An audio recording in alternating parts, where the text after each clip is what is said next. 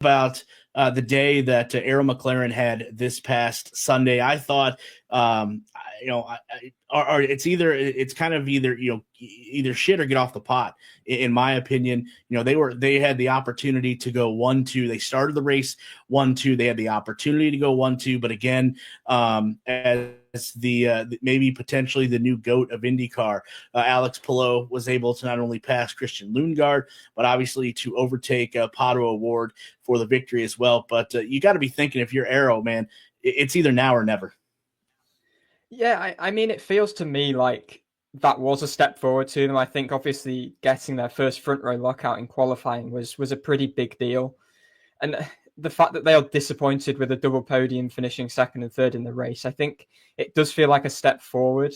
I think the big thing with Aaron McLaren is, and Pato O'Ward spoke about this over the weekend in the post qualifying press conference, that he's really not had another guy on the team who has been there at the front with him. Whereas your Penske's, your Ganassis have at least two cars always fighting at the front.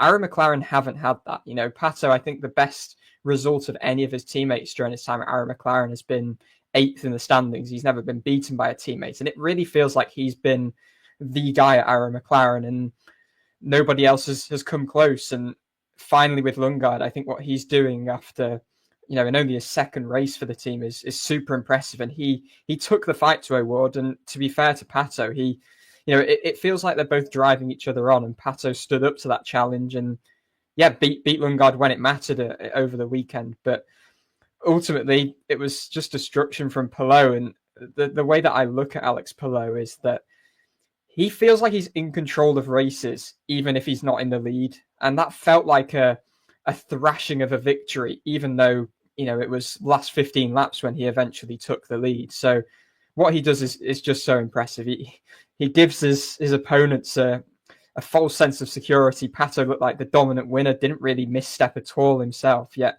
Palou just reels him in and really demoralizes him with just a brutal final stint, just like we saw in St. Pete as well.